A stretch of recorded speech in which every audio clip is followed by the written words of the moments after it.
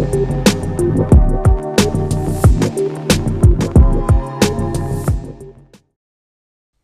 this is Pam Bailey. I'm co-host of Voices Unlocked, the podcast produced by More Than Our Crimes, which advocates for individuals in federal prison. And my co-host is Robert Barton. You're going to be hearing from him in just a minute. Our previous episode, we focused on how More Than Our Crimes came about because Rob just got out after nearly 30 years in prison. But we're going to go a little bit more in depth this time about just how Rob won his freedom and all the things that sort of worked against it. I want to start, though, with having you. So you went into prison when you were barely 16, and you were tried as an adult, and you got a sentence of 30 years to life. I'm just wondering, when you first went in, I mean, I'm not sure, you were so young. Maybe you didn't realize the implications of that, but did it feel like it was going to be forever? You don't, like you're 16 years old, you're a child, and 30 years seem like forever. Like you ain't even lived 30 years yet. You ain't lived almost half of 30 years. You live a little bit more than half of 30 years. So it's like you can't see that date, and it's like fuck the world for real to me. And it's like my life over, and I'm just gonna live life however. But I don't think that I ever really accepted the 30 years or said, oh, do I ended up doing 30 years? I couldn't see that far. So it's like I'm gonna get out of jail. I'm gonna work on my case. But you know what I remember, though. So we're in a minute we're going to talk about the fact that D.C. is one of the again, I'm going to refer to D.C. as a state, even though it's not a state. I think of it as a state.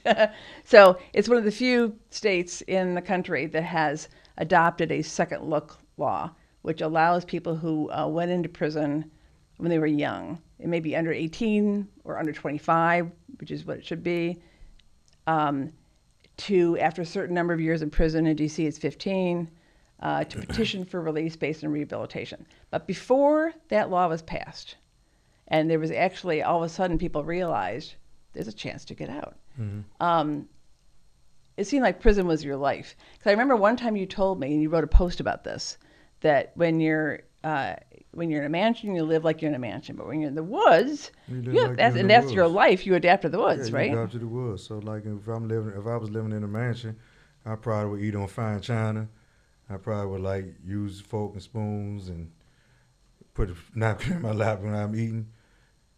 In the woods, you eat with your hands. In prison, you eat with your hand most of the time. Like they got spoons and stuff, but it's a lot of finger food. And the whole mentality is different.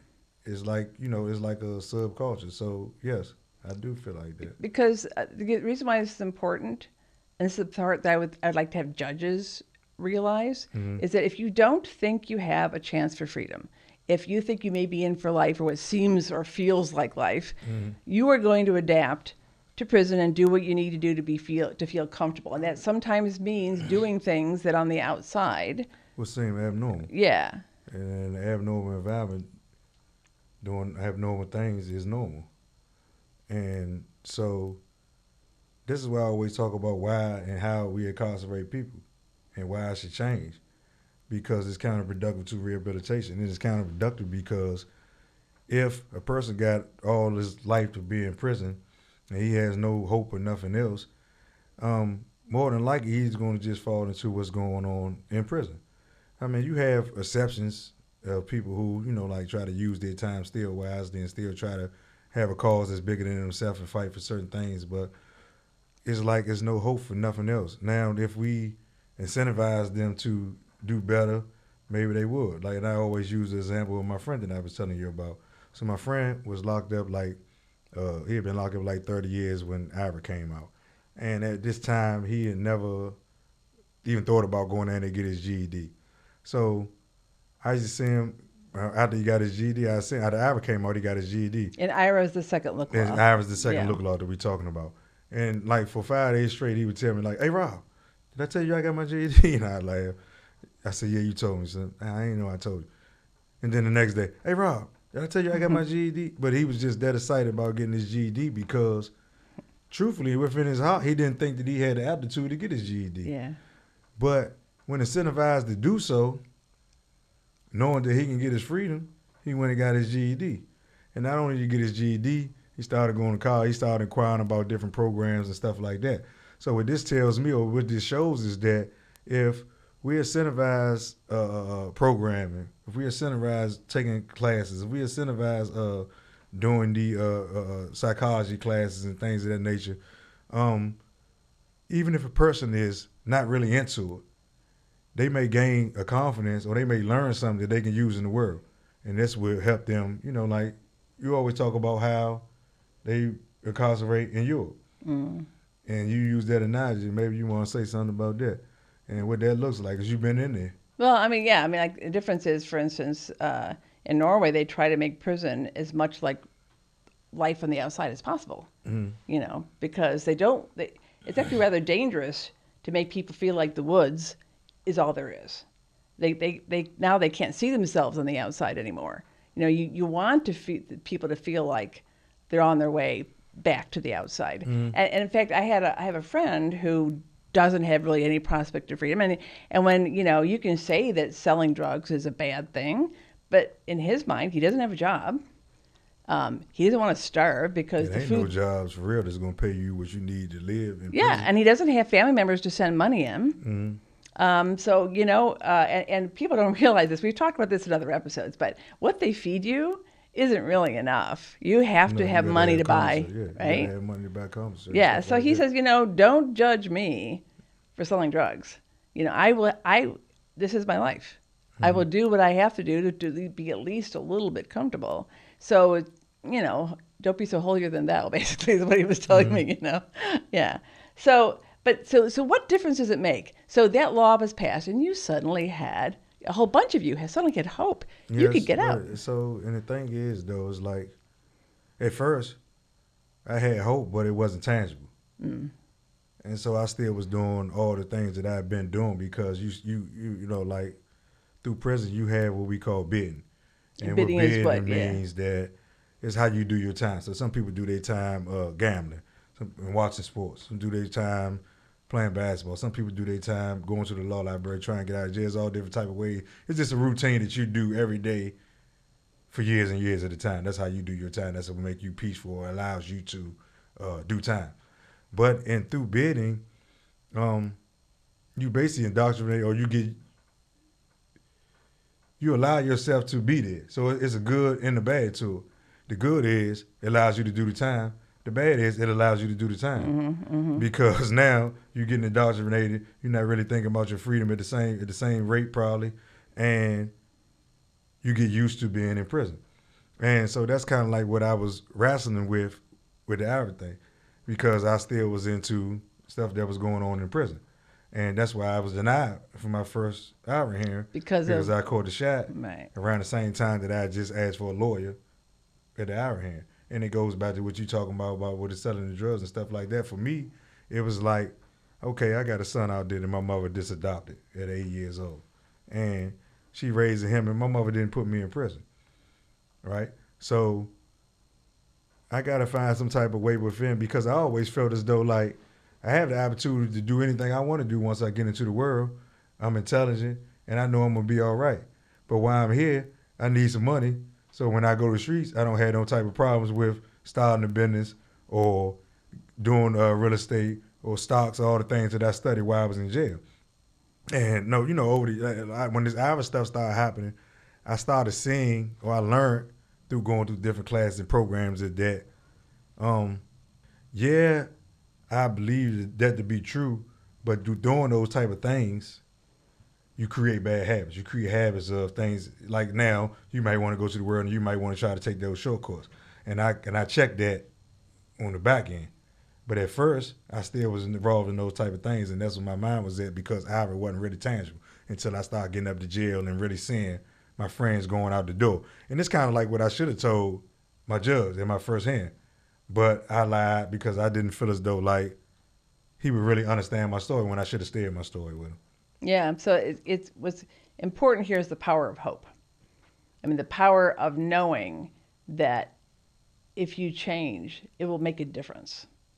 Imagine if somebody, though, who has either life without parole or a sentence of, like, I know somebody in our network has a sentence of like 99 years, you know. Yeah, I know And, about and it. the sad thing is, here's the sad thing, is that these second look laws usually are only for people who went in when they were very young. And in DC, it's up to the age of 25. And we have people, I know several who were 25. They Mm-hmm. just missed it. And I will say this, it was very disappointing, is that DC had proposed a change that would say no matter how old you were when you went in, if you had been in prison for at least 20 years, you could petition for release based on rehabilitation. Because I really do believe that no matter what age you were, if you're in for that long, people change. Mm-hmm. All people change. And so, unfortunately, because DC is not a state, Congress ended up vetoing it, and that never went into effect. And I have to tell you, I had talked to people who really had hope there for a while, Yeah. and now they don't have it anymore. Yeah, I got a lot of friends that felt that hope. Um, they don't have it, but some of them are still holding out hope that we might get a second chance to pass this type of bill. Yeah. And that I would fight, like they asked me, like to fight for these type of bills. And when you get in these rooms, speak about stuff like this, and your change and what that really looks like, and everybody changes. Like people age. I mean, it's scientifically proven that people age out of crime. Like you see, the statistics supports it, and then also the statistics support the fact that people that did long sentences usually don't come out of jail. Like look at the Ungers. The Ungers is a group of it's a case where a group of men out in Maryland who all have been locked up as juveniles and did over 30 years, and I think it was like 50 to 100 people that they had let out, and only like 300 recidivated. And this is like 7 years later now. Same thing with Ira. There's over 150 people that have been released. It's probably like I can count on my hand how many have caught another trial. Yeah. And only one I know of that was a violent crime. But what happens is 100 people get released on a bill like this, and they go on to do wonderful things. They write books, they authors, they entrepreneurs, they working with the youth, they doing community work, they doing civic engagement work, or they just living their life and taking care of their family. And then one person do something, and you don't talk about the 99 people, you talk about the one.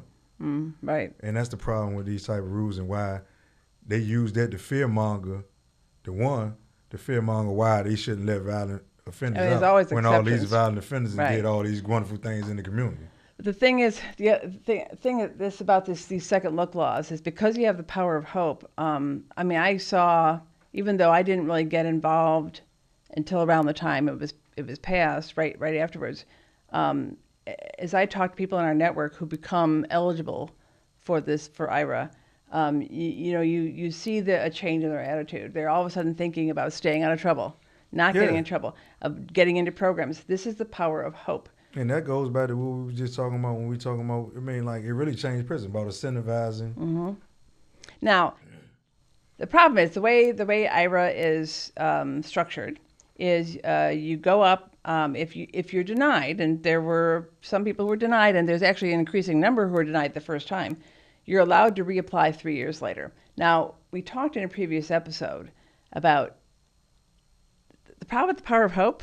If it's dangled in front of you, and then it's taken away, that is almost, it's incredibly devastating to say to somebody, you have an opportunity, you have a chance, and then it's yanked away. So one of your best friends in prison, his name is Angelo Daniels. He's known as by the nickname Nut.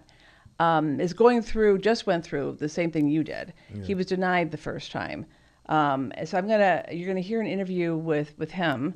He talks both about the hope offered by this law, even though he was denied, he has a chance in 3 years to reapply, but also what it felt like to be denied. So let's listen to him. How important is it to know that there's something you can do then to get out? I mean, how important is hope? And hope is very important. Hope is what keeps you striving.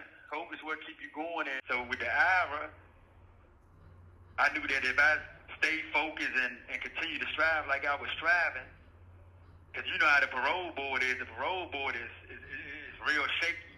You know what I'm saying? The parole board is so shaky that you don't know what you're going to get. But I know with the IRA, if I continue to program and continue to stay focused, that I had the opportunity to making it home.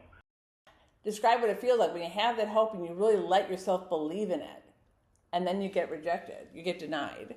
What does that feel like, and how do you cope with it? So you got to realize I done had a lot of setbacks in my life. So with each setback, I know that I got to remain strong and continue to have my resolve.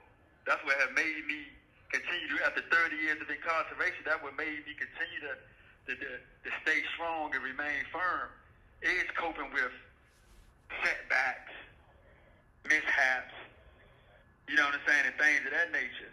So I continue to have faith, and in my faith, that makes me remain strong.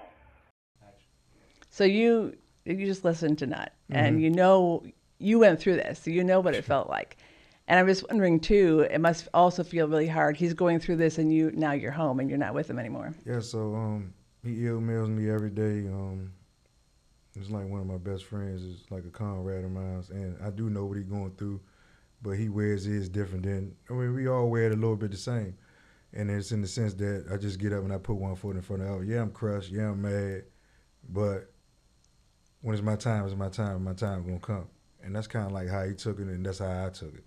Outside of me being crushed and having to rebuild, and for me, the hardest part was telling my mother and dealing with my mother through these type of things because, like, that's my baby. And as hard as I did 30 years, she did it harder than me because she did each day with me. That was the person that I called for everything up until, like, 70, when I was sufficient enough and met you and stuff like that where I didn't have to put that type of burden on her. And for Nut, like, he got a 30-year-old daughter, a son that's like 25, and both of them are in the world, and his daughter both of them love him to death, but you know how girls are about their father, and they had this man wait 7 months to tell him no. Oh. And I have to tell you, I was at his hearing, and I thought he... I know. He supposed to make it. He ain't had a shot in 10, about 12, 13 years now. Yeah. He got every program you could think about in prison. Like, it was no reason for them to deny him. Like, what was the denial for? It was just crazy. But here's what's amazing about Nut, and so you have to know him. So after that, which was a huge disappointment, and it was a shock. Like I said, it was a shock to everybody. Because everybody except the judge. Yeah, I mean, if you went to his hearing, I literally came away thinking he's going to be released. Yeah. But what's amazing about him, despite that severe disappointment, he wrote this post that he wanted me to send out to the entire network, where he said, "No, this is my responsibility." Yeah, don't be thinking. Responsibility, and you know, I did the actions. I mean, the main reason why I denied it because he had some assaults from 13 years ago or something like that. That was one of the main ones, but he had a string of assaults in his early time in jail, and they denied him because of that. And basically, what he was saying was that he wanted to put a message out to the rest of the world, but also young guys that's may follow in our footsteps or are thinking about it in the sense that when you make your bed, you got to lie in it. And I got to take responsibility for the things that I do in life. And so if this the consequences, I did the act, and I'm going to take the consequences, and I'm going to learn from it, and I'm going to get stronger from it. And that's kind of like how he took it. And he just a resilient guy. Yeah, I mean, it was funny because I had a discussion with him after reading the post. I'm like, wait a minute, but you were so young at the time. I was the one saying to him, maybe you're taking too much responsibility. But he really, he felt strongly about making sure everybody knew that do not spend your time crying in your mouth. Outside of do not spend your time crying. This for the youngest guys who may follow our podcast and stuff like that. Don't do nothing that you ain't willing to stand on. Period. So if you know you ain't trying to do 30 years or you ain't trying to, don't do the crime. Mm. You got to think about those type of things before you make decisions. And, you know, like, that's one of the main things that I, even like later since we've met, since like 2020, it's like making that analysis, that cost-benefit analysis with every decision. And you're like, is this worth it? Do I do this? If I do this, what's going to happen? And so when you're young, you don't really do that. No, and that's part of that's a part of the reason with the build and the positivity. Because young people don't do that. They can't do that almost. But you know, you wrote a post after your denial, so you were a little bit like Nut, I think. And what I admired about you at the time even though I was devastated, it didn't take you long to bounce back. And you wrote a post where you looked at it and you said, what can I learn from this? And if you remember the post you wrote, you says, I'm transitioning from being a product of to a creator of. Sure, you can say, yes, but I was young. Yes, but I lived in this kind of neighborhood, and blame it on your product of your environment. Instead, you said, no, I'm going to create what my reality is. And that was, I think, a very important post that you wrote. Yeah, I mean, it's just like, yes, I come from a community where I've always been intelligent. I always got A's and B's in school, and I was just telling somebody about this yesterday. And it's like, but because those type of things wasn't celebrated in my community, I oftentimes dumb myself down, not where as though I wouldn't get the good grades, but I dumb myself down in the sense that I would hang with people who were doing bad things. And I lean more to crime and stuff like that because that's what was celebrated in my community. And it's like, you don't see positive role models like in your environment. So I lean towards that. But so that's the product of pop. But as you grow older and you mature and you really look back on your life, all right, there's a lot of people that come from my community. All of them ain't come to prison. So it's like, it all comes down to the choices that I'm a grown man now. I can't keep on going back to what happened and all that. So I decided that, yeah, I'm going to create my own new reality. We're going to create more than our crimes, and I'm going to make this as big as possible. And I'm going to have effect on the world. And not only that, I'm going to show what rehabilitation really looks like.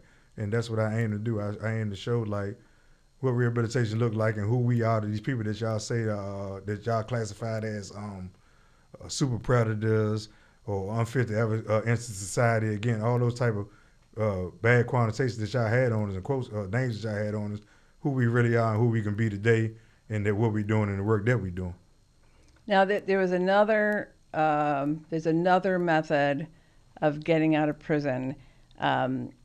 Some states still have parole.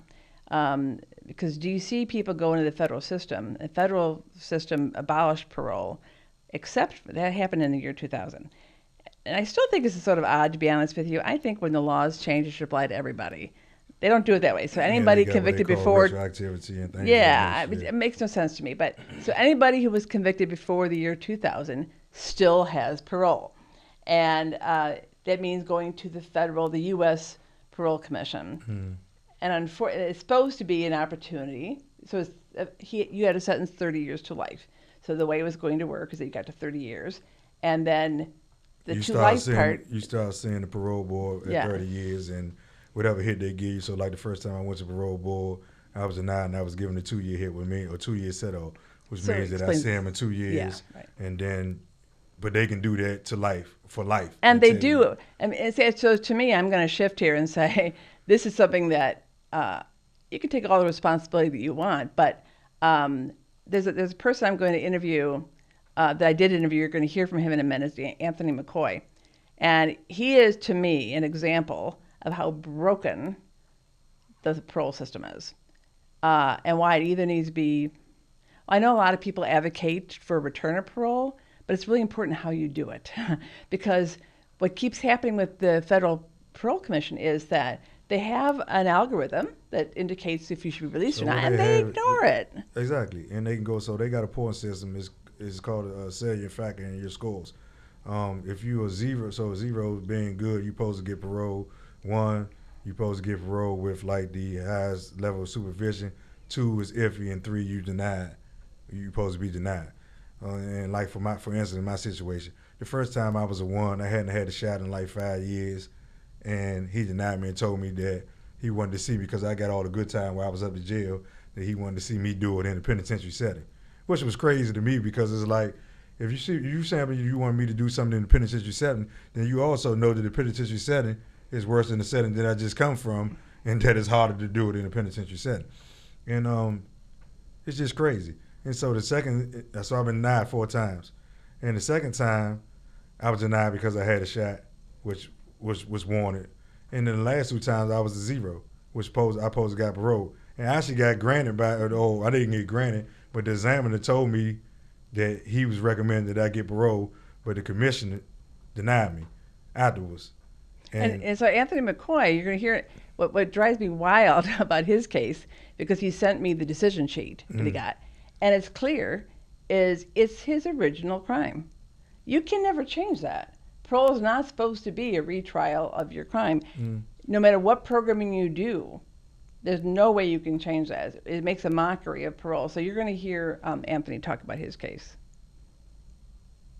When was the first time, how many times have you been up for parole? I went up for parole 4 times now.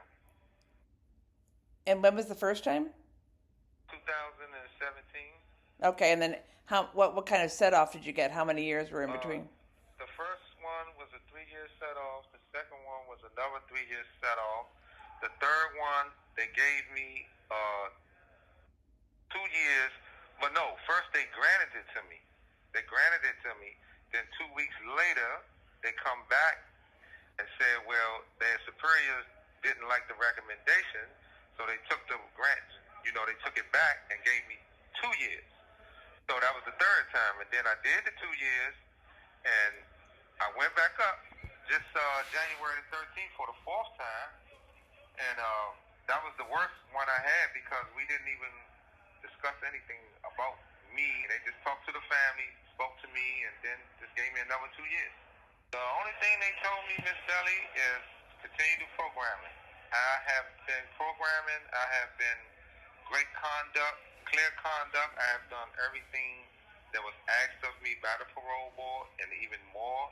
And this time when I questioned them at the end of what is it that I need to do to make parole, and the guy said, it's a good question, but you have done everything that you're supposed to do. It's just my past history and the nature, of the crime. And that's it. So, and for how many years have you been in? 26 years and 4 months off of 16 years, off of 15 years, 8 months to life sentence.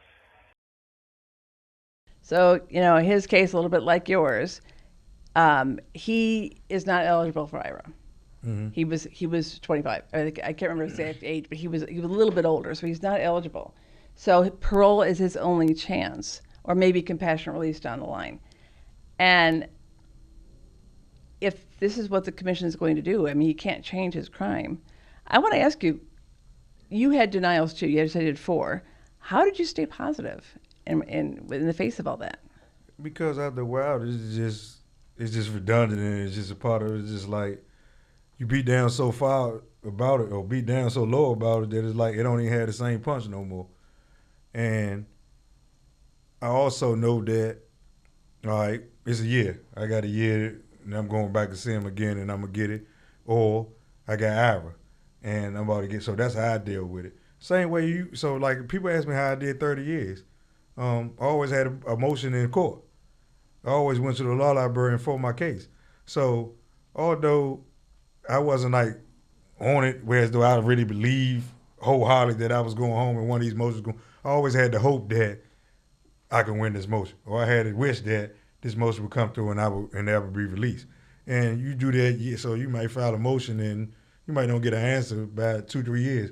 You do that 5-6 times, you 20 years in. Mm. So that's kind of like how outside of just doing time, I got through it. Yeah, you and I had conversations several times when you'd be saying, "No, this time I feel it. I'm going to get out this time," and I'd be thinking in my head, "I don't know. Last time we thought that too." See, my mother said my mother told me, she was like, "Rob, I'm just waiting on it. When the decision comes, I believe it when the decision comes." Yeah, but you always had confidence. You operate. Was that sort because of like I deserve to be free. Yeah.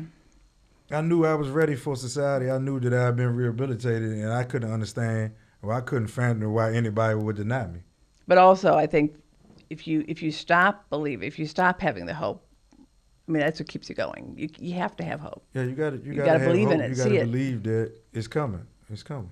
So, to me, if there's one point I would like people to take from this episode is the importance of offering people real second chances. And it's important to everybody. So that you have less violence in prison. There's more rehabilitation chances.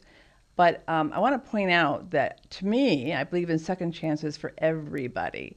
what there's a tendency to do, like with the First Step Act that actually President Trump passed in his first term and has allowed a lot of people to get out of prison, a big thing about that act was they exempted anybody who was in for a violent crime. And that's actually something you and I, behind the first blog, is that you should offer the hope of getting out for everybody, because everybody can change, no matter what your charge is. What would you want to say to, if you had the opportunity to sit with a policymaker and say why they should not be exempting people in for violent crimes, what would you say? Look at me. Look at Harleen Flowers. Look at James Carpenter. Look at Anthony Petty. All these are guys who are out here in the world doing amazing things. They sitting in these rooms with the policymakers. They sharing their stories. They dealing with the youth who may be following in their footsteps. They doing entrepreneurial work. They traveling in the country. They being citizens. And this is an example of why you should get second chances to guys like myself. We all are walking examples of that. And that's why we're called what we are. You're more than your worst mistake. You're more than your worst crime. You're more than your crime. Yeah. That's where the name came from. Yeah. So thank you, everybody, for listening to this episode. I hope you'll share it with other people and talk about it over dinner and subscribe. Thank you.